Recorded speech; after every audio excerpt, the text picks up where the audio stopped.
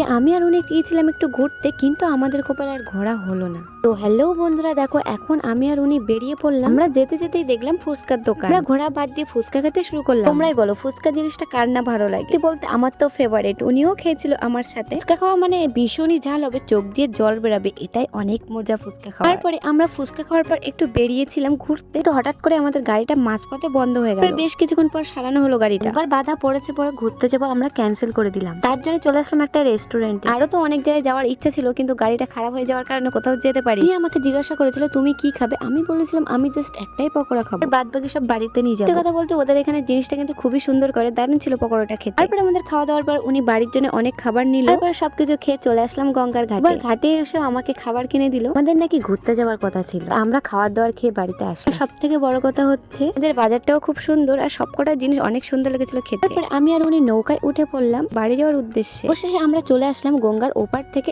এপারে, আর একটু বাইক চালিয়ে বাড়ি চলে আসলাম। পরে বাড়ি আসার মাত্রই ড্রেসটা চেঞ্জ করে খাবার বোঝানো শুরু করলাম। আমার উনি নিয়েছে মুগলাই ওনার সব থেকে ফেভারিট। আমি নিয়ে এসেছিলাম চাউমিন আমার জন্য, মা আর বাবার জন্য। চলো ওনার খাবারটা দিয়ে আসি। আমি মুগলাই না প্রথমবার দেখলাম, জানো। আমরা কিন্তু সবাই সবার খাবার খেতে বসে পড়লাম। আমার চাউমিন খেতে খুবই ভালো লাগে, আমার ফেভারিট একটা খাবার। আমি আমার চাউমিনও খেলাম, ওর থেকে আবার মুগলাইও খেলাম। স্বামী স্ত্রীর ভালোবাসা তো এমনই, সারা জীবন ভাগ করে খাওয়া। মুগলাইটা খেতেও অনেক সুন্দর ছিল, না গিয়ে ভালোই হলো, বাড়ির জন্য তো কিছু নিয়ে আসতে পারলাম ওদের জন্য।